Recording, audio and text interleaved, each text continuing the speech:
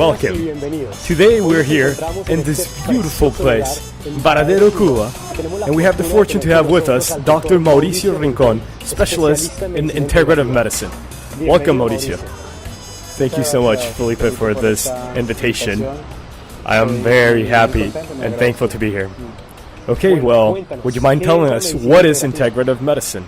Well, integrative medicine in the world is known as the joining of two very important types of medicine in the world. The Western type of medicine, which is the one that we have, and the Eastern medicine, which is the one that's used mainly in China. In my case, I have been adding other types of medicine or complementary therapies, making a fusion of those two ancient sciences, and that's what we call integrative medicine. How interesting. What type of therapies are you referring to specifically? Complementary therapies are any type of discipline that can be added to a conventional treatment in a patient. Okay?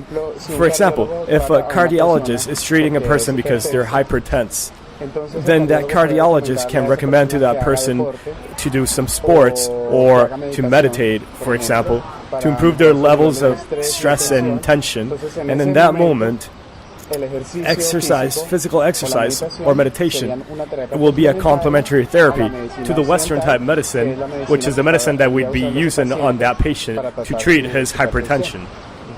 Perfect. Well, tell us a little bit about why you're here in Cuba. Okay, so I'm here in Cuba because I'm presently finishing my studies in traditional Chinese medicine. I chose to do this career, and there's a non-profit that has a partnership with the School of Medicine in which I study in Spain, and they offered us the opportunity to do something called a stage. And this stage is a cultural exchange that can be done in countries where the medicine, Eastern medicine, is highly advanced. Here in Cuba, it's called traditional natural medicine. And so this nonprofit organizes these type of exchanges in which the doctors or the people that are studying this traditional Chinese medicine can come to share experiences and also to learn from the experiences in countries in which this type of medicine is so advanced. How interesting. Well, this is the reason I'm here. How very interesting. Correct me if I'm wrong, but you graduated from medicine from the University Javeriana in Colombia. So tell us, all of us and the people who are watching, how did this passion, this interest for an alternative medicine start? Well, this really started much before I was doing my profession in my Western medicine. I always was clear that anything that I was going to do had to be something that was going to help people to find solutions to their problems, to their habitual problems. And what type of problems? Well, all sort of different types of problems. One of them was what we called sickness, but I was also very drawn to the psyche of the human being. I was always very drawn to non-profit type entities, and I did some courses in Bogota, Colombia, that were meant to give you professional guidance. These courses pointed out medicine as one of the options that I could do professionally to feel satisfaction. And for that reason, at that moment in time, I thought that would be my objective or my purpose in that stage of my life.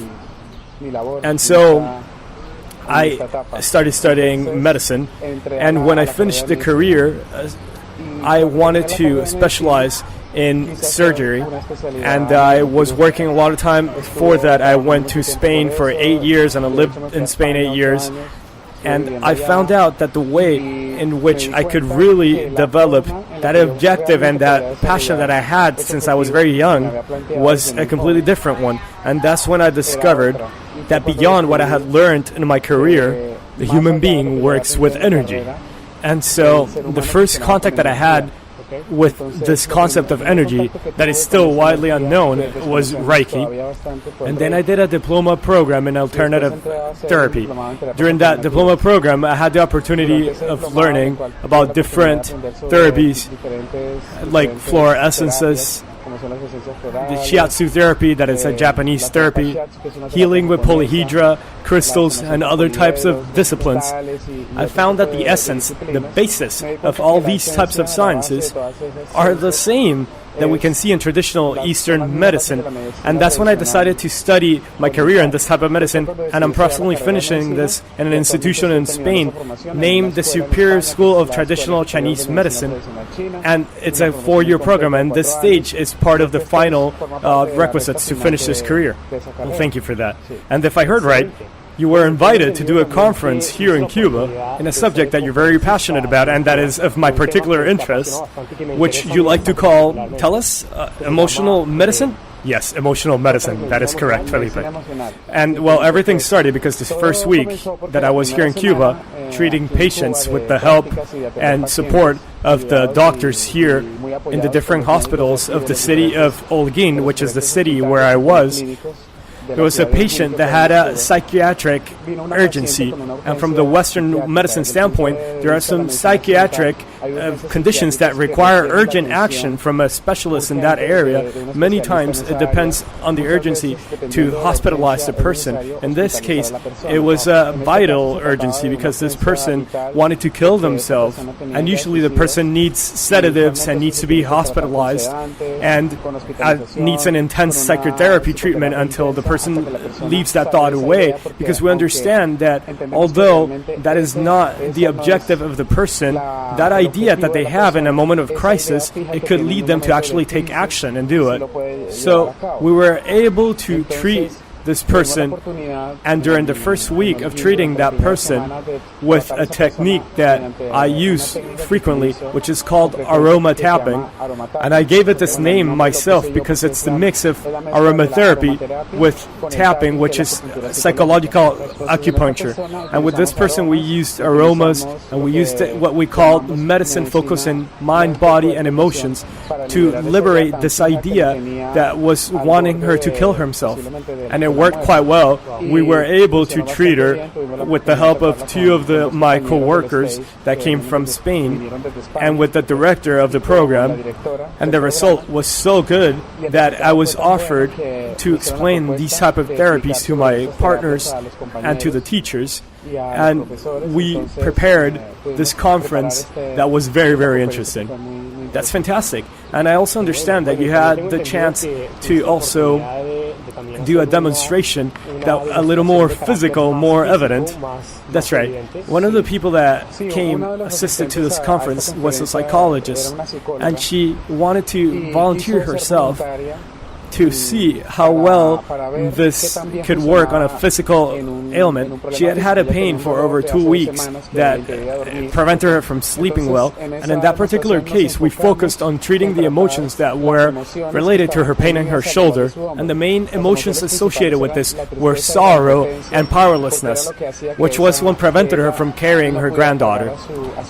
Nonetheless, during that demonstration we found the real cause of that problem, which was a personal problem that happened many years ago to her, something very intimate that I can't share in public, but we liberated some of the emotions associated with that. And surprisingly, after only 40 minutes of working with her in front of the audience, she could move her arm a lot more. The next day, we found the way to be able to treat the roots of her problem. And when she got there, she could lift her arm completely. So it was something that I am relatively very used to seeing, because for me, physical type pains and ailments are the least hard to heal, but for a lot of people that had never had contact with this, they were very surprised. They liked it so much that the next 2 days that I was there in Holguín, I had to help some more of the people that attended the conference, most of them psychologists, to treat problems that they had for a while. And we started that process because in reality this is not magic. I'm not going to say that we can solve everyone's problems in just an hour, but it is a good start point for people to discover that there's an emotional, real cause behind every physical problem, and that we can treat this effectively in a much different way than the traditional anti-inflammatories, conventional psychology, psychotherapy, and perhaps other techniques that are less advanced. How interesting. So, teaching psychologists that many times the basis of disease is an emotional base.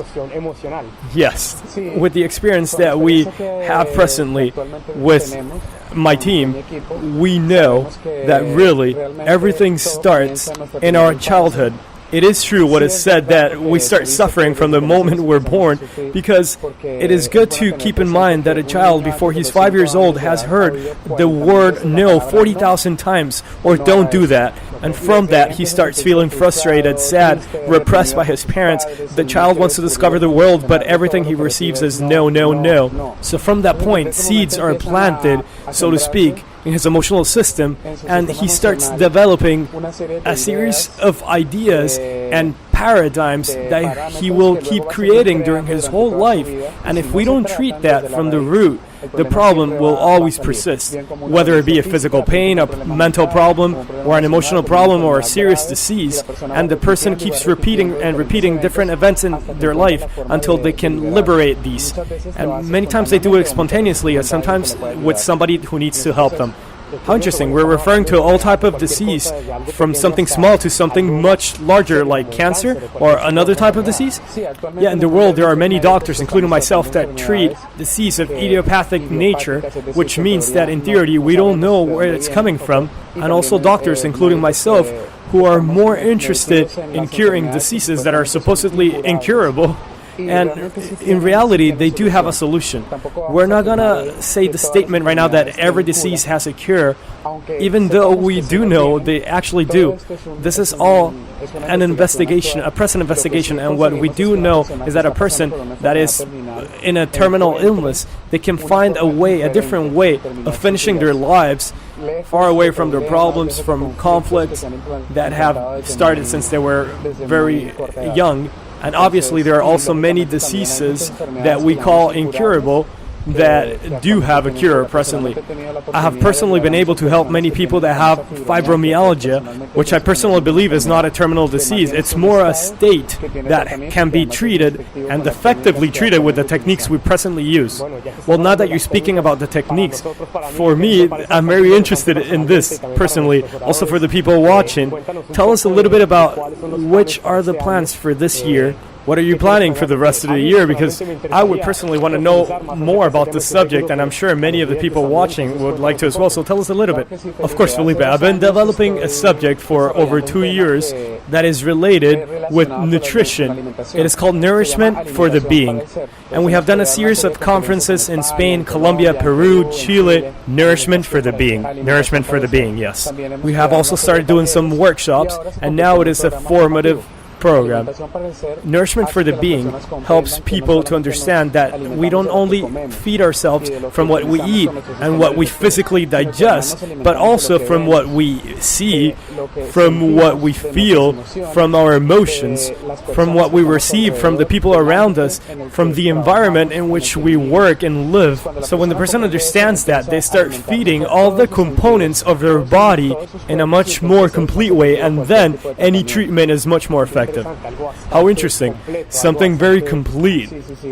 Yeah, this subject, we're developing it mostly in Chile, even though we want to bring the concept to Spain and develop it in Colombia, which is the country where I spend most of my year. I have a proposal to go to Canada as well and do some workshops there related to this subject. This program is composed of 4 modules. Each module is 8 hours long, and the people interested in a different approach to their nutrition will be able to obtain that from this workshop. And also therapists, doctors, and psychologists who already have clients will be able to treat their clients with this Nourishment for the Being program after the important information that we have to offer. That's very, very interesting. I'm sure many of the people watching here are very interested as well. Tell us a little bit about where we can find more information. Where can I find more information? Because I am interested personally. Of course, we have a website which is www.transformation.co. www.transformation.co, yes, which is the page for the company Integrative Medicine, which is the company for which I work, and all the events are published there. Also, there's a Facebook fan page which is dr. for Dr. Mauricio Rincon, and there we publish all the different events. Also, we have a beautiful program in there that is free because it is online, and this is for people that daily follow this page, and they can see stuff about different types of medicine and various tips that will help them to live a more healthy and fulfilling life. Excellent, excellent. Well, there you have it. And I'm interested in doing it personally because I know it's one thing to speak about it, another thing to experience it. Of course. Yeah, evidently, Felipe. I could keep explaining to you what aroma tapping is, which is one of the therapies that we use, or music therapy. But let's suppose you don't know what an apple is. We could spend hours and hours and hours speaking, and I could explain to you what an apple is, the different types, the different colors, the flavor, the properties it has, the physical formation or chemical formation. But the best thing you could do is to have an apple in your hands and try it and eat it. Try it, feel it, taste it. Of course, so I want to offer to you a session of aroma tapping with me so that you can treat something that you're interested in treating. We can decide it later. It could be a physical problem, a mental problem, an emotional problem, or an area in your life where you want to advance and perhaps you haven't been able to because there's some type of block that we like to call an emotional block, and I'd be more than happy to offer this to you as a present because I'm very thankful to have had the opportunity to be here in your program. And I am thankful to have had you here and very much interested, and I will accept it, the present. Now I'm very excited about this. And my last question to you would be, do you think, every time we hear more and more and more about these subjects from different experts in different walks of life, do you think this could be the medicine of the future? I sincerely believe this has been the medicine of always. From the beginning of time, the human being has searched for ways of feeling better, techniques of liberating their emotions, and many of them we do by intuition, and we keep using them. Dancing, for instance, that we use a lot in Cuba, it's a technique for liberating emotions that is widely used. Dancing, exercise. And what we're doing now is simply starting again something that has always been used for our benefit. Scientists have dedicated a lot of time to investigate more and more and to develop every time more instruments to be able to see what forms everything that exists, everything that is material that we can see. And every time we investigate more, we can see that the atom has subatomic particles, and these particles have smaller and smaller particles. And now scientists have stopped looking further than that because they have realized that everything that exists in the universe that is apparently material is non-material in nature. So based on this knowledge is that technologies like the fax, the cell phone came about because the human being could open his mind to understand that not everything that exists, or that everything that exists is not matter, but it is impulses of energy and information. And based on this concept, we can now understand that this has always been the case, but we are now starting to include this in a more open way, and this mainly for doctors and people who have studied science. We are being every time more open to understand that there's something beyond what we have studied, and that we have to return to the most simple ideas. And from that standpoint, because of your question, I feel that this is not the medicine of the future. It's the medicine of always, the medicine of today. And it's the type of medicine that we should start focusing again as human beings to be well with ourselves and with our environment, and mostly understanding that we don't need something external to be well. We have within ourselves the capacity to be well, healthy, and happy. How beautiful. What a beautiful message. Thank you so much, Mauricio, for being with us today, and thank you all for watching. We will see you next time. Thank you so much. No, thank you. Come here for a hug.